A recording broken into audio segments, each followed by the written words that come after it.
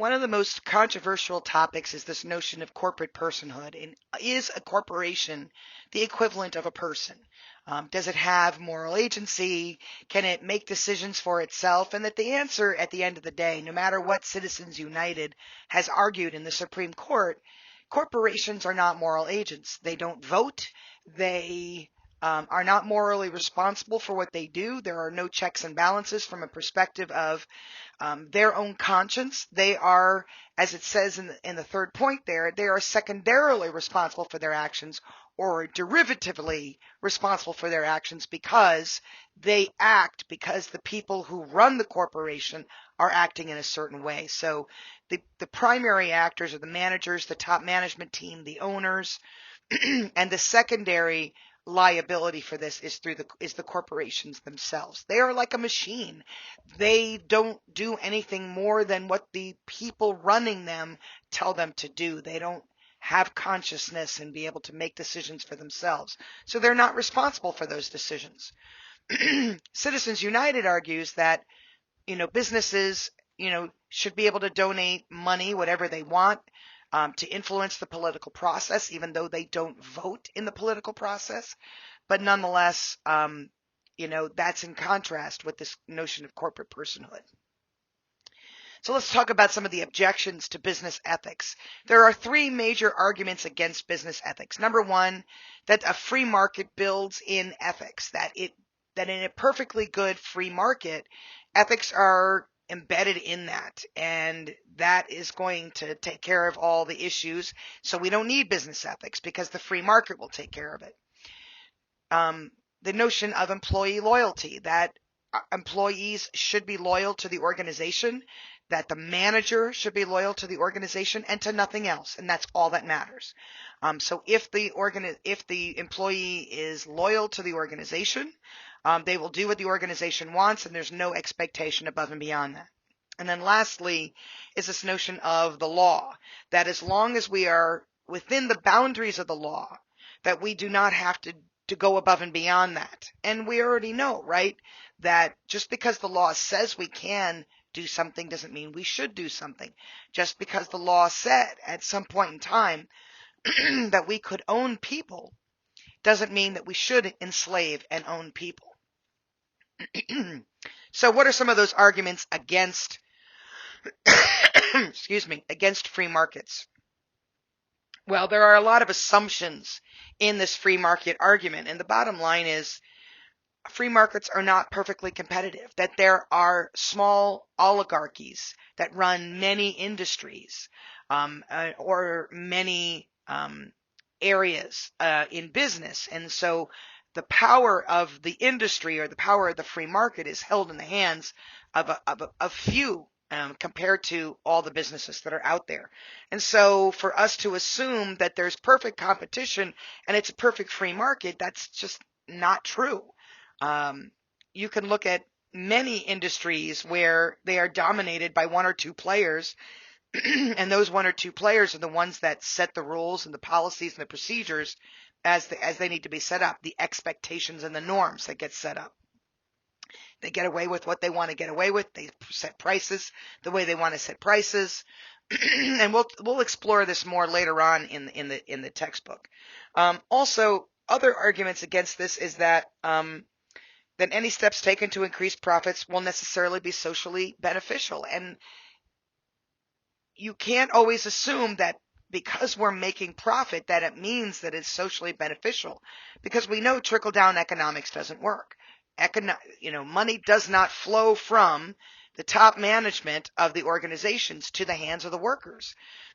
Corporate profits have skyrocketed and have grown in leaps and bounds, and worker wages have remained flat. So if trickle-down economics was working, it would mean that as corporate profits would go up, that the profits of the employees, the salaries of employees would go up commensurately, and it hasn't. And it hasn't since Ronald Reagan implemented Reaganomics or trickle-down economics. So that's a big problem.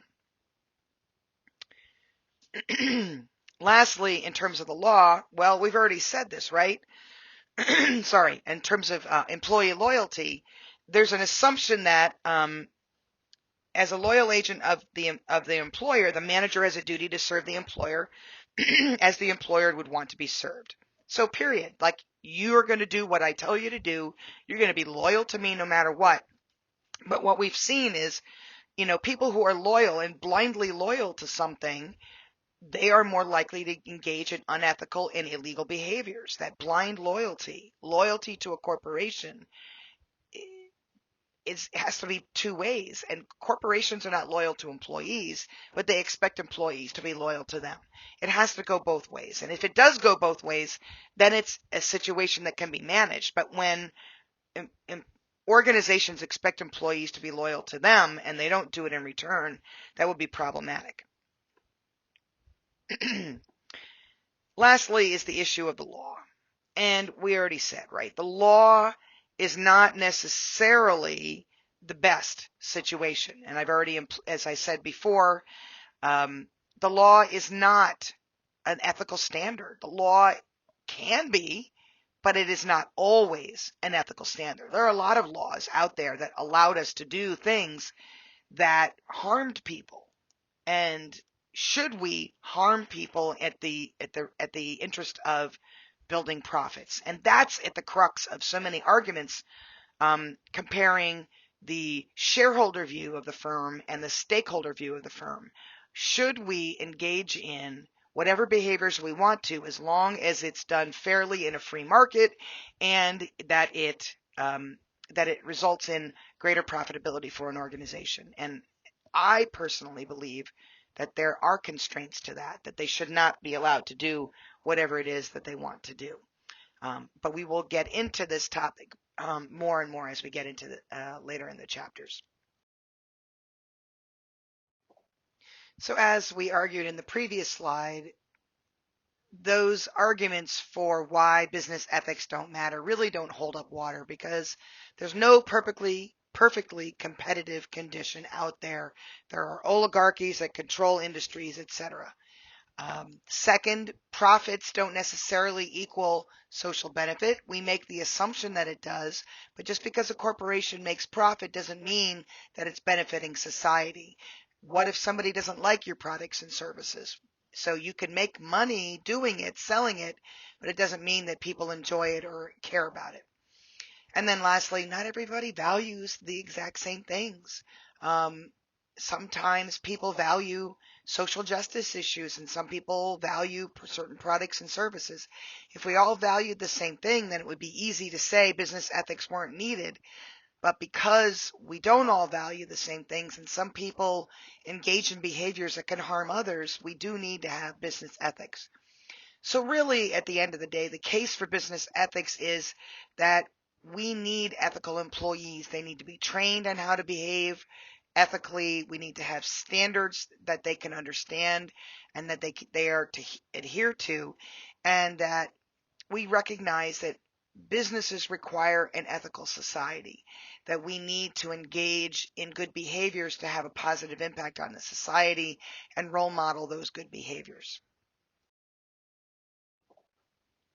As I noted earlier, part of ethics, and business ethics specifically, is the process of engaging in corporate social responsibility. And it means the obligations or responsibilities we have to society at large, to our stakeholders, in general, how we should behave. Now, there are two different points of view on what our corporate social responsibility should be. Number one is the shareholder view, and that shareholder view argues that we have no obligation to do anything other than to have a free enterprise, private property system where we have our only legal and ethical responsibility is to make as much money as possible for shareholders. Now, I disagree with this, but Friedman does go on to say that it's more than just making money with no constraints, right? Ethically or legally. He said that we must operate within the rules of society, include both the rules of law and the rules of ethical custom. Now, the problem is people interpret Milton Friedman to simply mean The only thing we should care about is simply to make profit and to do it within a free market system. And I would disagree with that. And most people today, most economists today would disagree with that. That really it's about making sure that when we support all of our stakeholders, we value and support our shareholders. Are we maximizing profit? Perhaps not, but we're making good money in doing so. And that's the stakeholder view of the firm. That Freeman and Reed argue that our job is to make sure that we don't harm or hurt any entity who is engaged in business with the organization. So the shareholder perspective focuses on just the shareholders, whereas the stakeholder perspective includes everybody. For example, you cannot say, well, we're going to make as much money as possible, and we don't care if it hurts the environment. We don't care if it hurts the local community who live here. We're going to make our workers work as hard as they can. We don't care if they have to work overtime and 70 hours a week and work 7 days a week. We don't care about those things. So it is important for us to balance caring for our shareholders, which are the most important stakeholder we have, while also recognizing that we are not helping our shareholders in the long run if we harm our customers, our employees, our suppliers, our local communities in the short run. So the difference between these two views in many ways is looking at the short-term versus the long-term perspective of things. And our long-term perspective should be caring for all of our stakeholders does help our shareholders. So think about the Johnson & Johnson example I gave earlier in this lecture, where Johnson & Johnson engaged in a stakeholder perspective. They cared about potential customers and community at large. They engaged in a behavior that cost the shareholders money in the short run, but it helped them and gave them a good reputation in the long run, and they made more money in the long run because of it. So when we only think about things in a short-term perspective, we end up with so many of the ethical problems that we have out there. So our goal is to balance shareholders with all of our stakeholders. So the Freeman and Reed perspective, I think, is really the more important one and the one that we should focus on. But I do want to give credit in many respects to Friedman that the goal is certainly to support our shareholders, to make sure that they are making money. We certainly wouldn't value a company that doesn't have money and is not making profit for the shareholders. It's not a successful company. But we can't do it when we harm other people. We have to do it within the norms of society. We have to do it within the norms of doing the right thing for people. And when we do that from the framework of ethics and good behaviors and supporting people, the shareholders do benefit in the long run. So I do think there's some alignment between shareholder and stakeholder, but I think people interpret Friedman's perspective as a very short-term perspective, that we only care about profits here and now. We don't care about the long-term impact of things.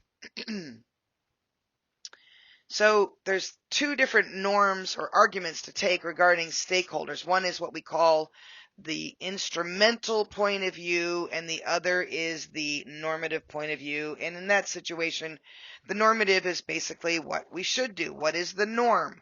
What would be the right thing to do? Versus the instrumental point of view is what does it get us in the long run? Instrumentality is how this helps me achieve something else.